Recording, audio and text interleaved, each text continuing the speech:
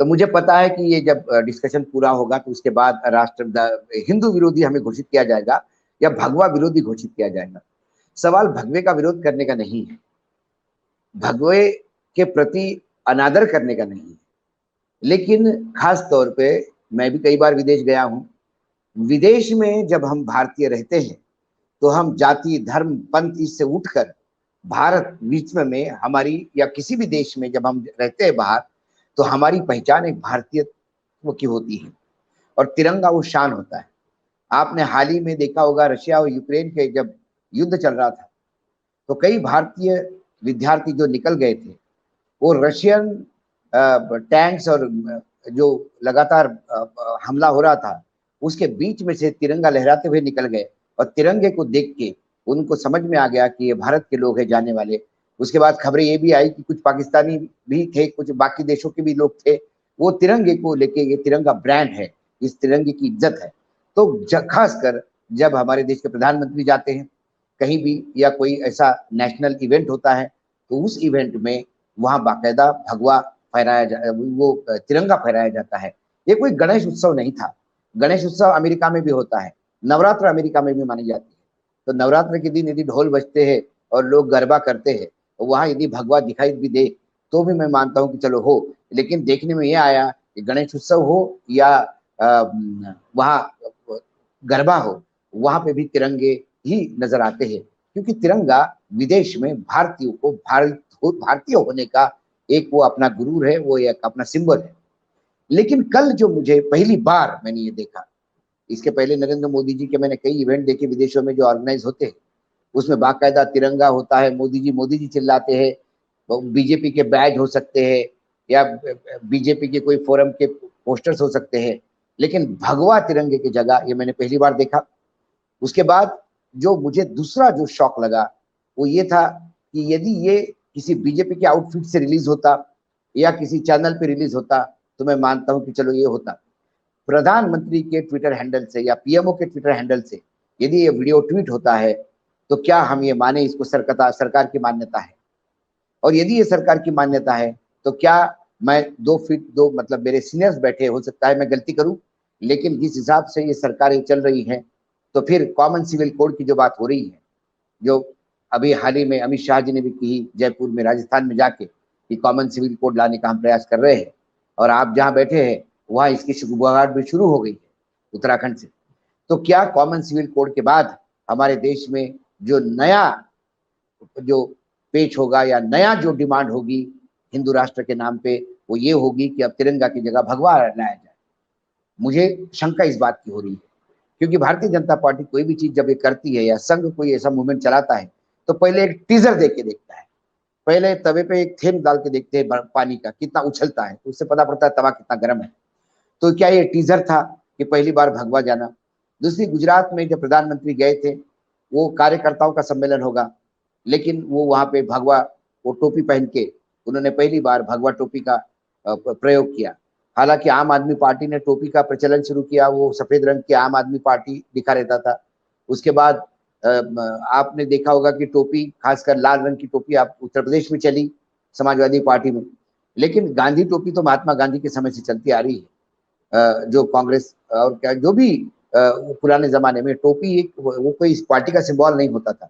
टोपी सर ढकने का एक तरीका है और सर ढकना ये हमारे संस्कृति का एक बड़ा हिस्सा है। कोई पग बांध के तो कोई टोपी पहन के, अलग अलग टाइप की पगड़ियां हैं। तो क्या ये भगवा टोपी प्रधानमंत्री ने जब पहनी, वो भले ही बीजेपी के कार्यकर्ताओं को संबोधित कर रहे होंगे, लेकिन वो देश के प्रधानमंत्री, वो किसी भी अधिकार पे वहां जाए, पहले देश के प्रधानमंत्री है, बाद में वो बीजेपी के प्रचारक हो सकते हैं, बीजेपी के स्टार प्रचारक हो सकते हैं, बीजेपी के सबसे बड़े नेता हो सकते हैं, बीजेपी के अभिभावक हो सकते हैं, वो किसी भी रोल में रहे, लेकिन सर्वप्रथम वो प्रधानमंत्री है। तो प्रधानमंत्री पद की एक गरिमा होती है। वो टोपी उन्होंने पहनी, लेकिन 2014 के बाद गरिमा की बात कौन करता है? तो हमने सोचा चलो होने दो। लेकिन जर्मनी के भूमि पर ये जो खास चीज चली, इससे अब मन आशंकित हो रहा है कि आने वाले समय में क्या हमारा तिरंगा भगवे से रिप्लेस होगा। हम भगवा विरोधी नहीं है, लेकिन भगवा एक धर्म को प्रेजेंट करता है। भगवे रंग की बात करें तो भगवे रंग के कई मायने हैं, भगवे रंग के अर्थ इतने होते हैं, लेकिन क्योंकि वो हिंदू धर्म उसको भगवा अपना भगवा ध्वज मानता है, हिंदू धर्म ने उसका पैटर्नाइज कर रखा है या उसका पेटेंट लेके रखा है, यदि हम ये कहें आज की भाषा में, तो फिर वो उसको धार्मिक रंग चला गया है। हरा रंग बोलते से हमारे यहाँ हरा कोई पहनता है तो तुरंत उसको मुसलमान लेबल किया जाता है, नीला रंग आते से कोई उसको बीएसपी और दलित कह देता है, लाल रंग आते से वो लेफ्टिस्ट हो जाता है। ये रंग जो राजनीति में बटे हैं हमारे यहाँ, उसमें भगवे को भी बदनाम किया हुआ है। ऐसे में इस भगवे ध्वज का वहां लहराना, ये मुझे कहीं ना कहीं एक दूर के एक ऐसे ये संकट दिखता है कि जो बहुत जल्दी ही एक भयावह रूप लेके सामने आ सकता है। देखिए, आपने राष्ट्रवाद कहा, आज भी पूरा देश उसी राष्ट्रवाद को मानता है जो सुभाष चंद्र बोस ने राष्ट्रवाद दिखाया। राष्ट्रवाद की परिभाषा कुछ लोगों ने बदली है अपने हिसाब से, और वो जो एक बदलाव की प्रक्रिया करना चाहते हैं उससे देश बदलेगा ऐसा नहीं मानता मैं, क्योंकि कई जगह वो मुंह की खाते भी है। लेकिन निरंतर प्रयास वो लगातार करते रहते हैं, और हम लोगों को भी निरंतर प्रयास करते हुए ये देखना है कि वो ऐसे जो उनके नापाक इरादे उसमें सफल ना हो। रही दूसरी बात, व्यक्तिगत क्या होता है, मैं ये मानता हूँ कि चलो पब्लिक लाइफ में जो भी आदमी हो वो व्यक्तिगत कुछ नहीं होता उसका।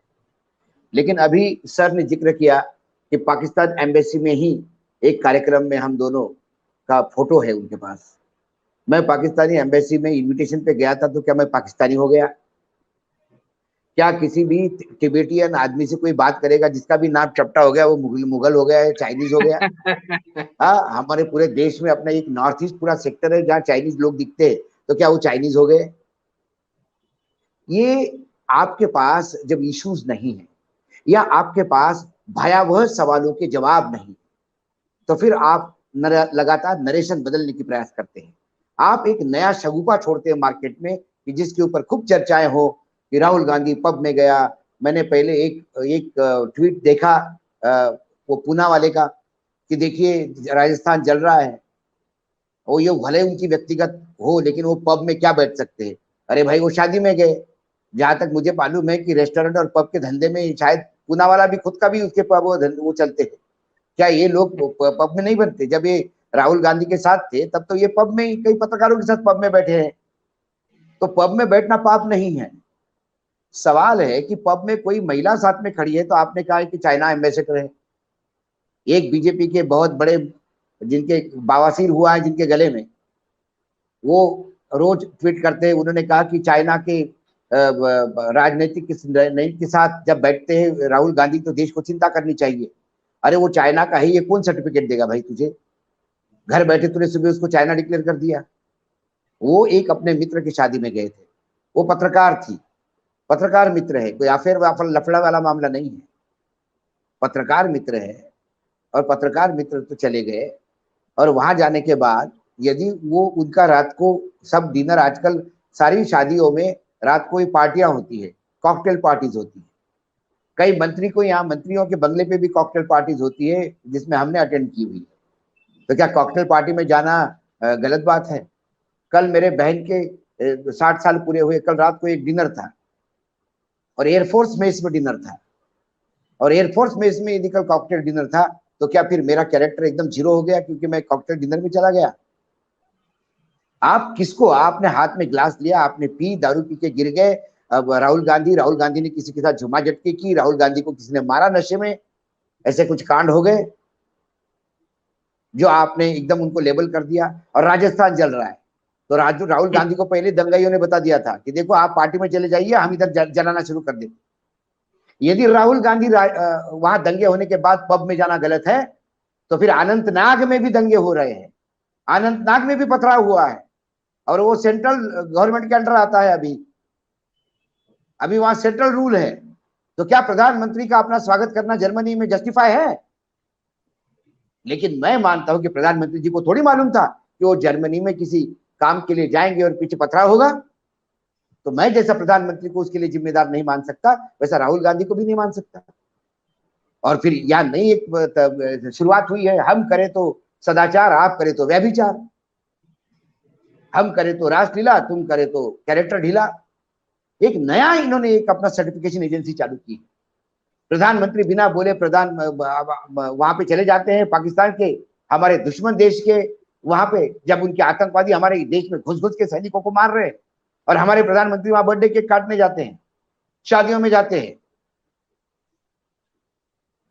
लेकिन किसी देश के किसी विरोधी पक्ष ने उसको गलत नहीं कहा। उन्होंने कहा कि यह संवाद का एक तरीका हो सकता है, क्योंकि देश हित सर्वोपरि था। आज आप कोई व्यक्तिगत शादी में जाते हैं तो ऐसे कई शादी में बात होती है। एक फंक्शन था इंदौर में, एक कॉलेज की भूमि का आवंटन था, उसके कुछ शिलान्यास या कुछ था वहां पे, और प्रकाश जावड़ेकर बड़े नेता थे बीजेपी के। रात को शैंपेन खोलते हुए उनके फोटो आए थे, कि फोटो पूरी लोकल अखबार में पूरी सीरीज छाप दी थी, फोटो 1, फोटो 2, फोटो 3, कैसी शैंपेन खोल के बांट रहे थे। तो क्या प्रकाश जावड़ेकर का कैरेक्टर ढीला हो गया जो बाद में उन्होंने ऐसे ढीले आदमी को भी वहां मंत्री बनाया, कैबिनेट मंत्री बनाया? सवाल हजारों उठ सकते हैं, लेकिन फिर वही है, हम करें तो सब कुछ है। आप बात करते, ये तो वहां सिर्फ एक महिला पास में खड़ी थी और राहुल गांधी फोन पे कुछ देख रहे थे, वो वीडियो मैंने भी देखा। और यहाँ तो सीरीज पे सीरीज निकलती है प्रचारकों की, लड़कों के साथ गलत काम करते हुए। सैकड़ों फोटोग्राफ से मेरे पास आज भी पड़े, मैं दिखा दूं आपको। मध्य प्रदेश तो इसकी जननी है सीढ़ी की। तो क्या उनको आप निकाल देते हैं? होमोसेक्सुअलिटी ये बहुत बड़ा प्रॉब्लम हो गया है, और संघ में एक अंदर ही अंदर विचारधारा भी पनप रही है कि क्या अविवाहित होना जरूरी है प्रचारकों को, या शादीशुदा होना जरूरी है? क्या शादीशुदा होते हुए भी प्रचारक नहीं बन सकते क्या?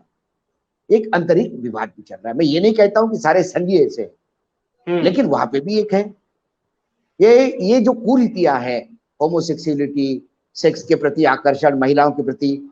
अभी इंग्लैंड में आज ही एक आदमी का मेंबर ऑफ पार्लियामेंट का आज इस्तीफा हुआ है इंग्लैंड में। वो अपना हाउस के अंदर पोर्न देख रहा था। तो इसका मतलब सारे मेंबर ऑफ पार्लियामेंट इंग्लैंड में जो है वो वही है? ऐसा लेबल नहीं कर सकते आप। आपको थोड़ा सा मैच्योर होना चाहिए। लेकिन फिर मैंने कहा, राहुल, ये इश्यूज इसलिए सामने आते हैं कि राहुल गांधी वहां क्यों गए, राहुल गांधी वहां क्यों खड़े थे, राहुल गांधी इसके साथ खड़े थे, क्योंकि आपको पता है कि यदि जनता का आपने फोकस चेंज नहीं किया तो जनता महंगाई पे जूते मारेगी, जनता आपको बेरोजगारी पे जूते मारेगी। आज फिर आरबीआई ने रेपो रेट बढ़ा दिए है, तो जो लोग इतनी महंगाई में और जिनकी इनकम कम है, ऐसे में जो आप ईएमआई दे रहे हैं गाड़ियों की और घरों की, वो ईएमआई बढ़ गई है आज, अभी आधे घंटे पहले। त्रस्त है पूरा प्रदेश, पूरा देश त्रस्त है। लाइट नहीं है, कोयले की सप्लाई नहीं है, वो बोलता है उसने बकाया नहीं दिया, वो बोलता है उसने बकाया नहीं दिया, सब एक दूसरे पे ढोल रहे हैं। लोग पावर कट से परेशान है, किसान फसल जलता हुआ देख रहा है। जब ये सवाल पूछेंगे तो जगह खाली नहीं रखनी है। तो आपको काहे पे बिजी करना है? राहुल गांधी पब में गए, वो चाइना चले गए, आप इधर भगवा दिखाओ, उधर बोला कि वो लाउड स्पीकर उतारो। राहुल गांधी पब में जाए, राहुल गांधी मुजरे में जाए, राहुल गांधी किसी के साथ बैठ के मुजरा करे, भाई उससे मेरी प्रॉब्लम सॉल्व होती है क्या इस देश की? बिल्कुल। और वहां भगवा लहराने से भी क्या मेरी यहां महंगाई कम हो गई क्या? जब आप ये मानने को ही तैयार नहीं हो कि महंगाई का वो स्तर है, जब अपना फाइनेंस मिनिस्टर शर्म बेशर्म होके कहता है विदेश में कि इतनी महंगाई नहीं जितने लोग बोल रहे हैं, तो फिर महंगाई कितनी है भाई?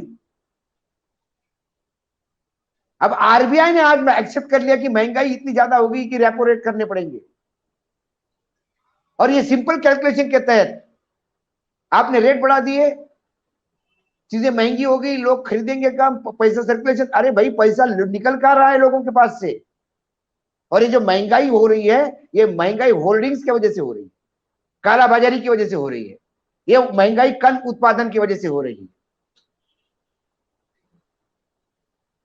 और सारी चीजें महंगी हो गई नीचे से ऊपर तक। जब इनपुट ही महंगा हो गया तो आउटपुट कहां सस्ता होगा? आज रेत का ट्रक 32,000 का था, 70,000 का होगा। आज लोहे का भाव क्या हो गया, आज सीमेंट का भाव क्या हो गया? कहां से घर सस्ते मिलेंगे आपको? तो जब आपके पास जवाब नहीं है इस महाभयंकर सवालों के, तो फिर आप लोगों का मन भटकाते हो, फिर आपको वो पब नजर आता है। आज दिल्ली के सारे पबों में यदि हम कैमरा लेके निकल गए तो विभिन्न पार्टियों के अलग अलग नेता बियर पीते हुए अपने आप को ठंडा करते हुए दिखाई देंगे। ये क्या बात करते हैं, वो कहां गया, वो कहां गया?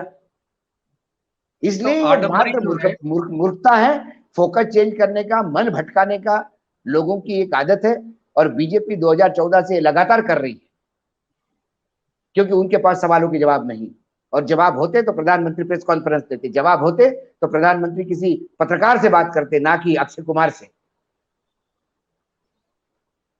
भाऊ ये बीजेपी की जो आजकल जो ये बम बहादुर है, ये शायद भूल गए अटल बिहारी वाजपेयी का व्यक्तित्व इतना बड़ा था। उन्होंने किसी सब पब्लिकली अरे कहा था कौन कि मैं कुंवारा हूं। अटल बिहारी वाजपेयी को कौन मांग रहा भाई? और आप हमसे जुड़े रहने के लिए सब्सक्राइब करें YouTube पर, फॉलो करें Twitter पर और लाइक करें Facebook पर। और ज्यादा जानकारी के लिए आपको टाइप करना होगा सिर्फ न्यूज नशा।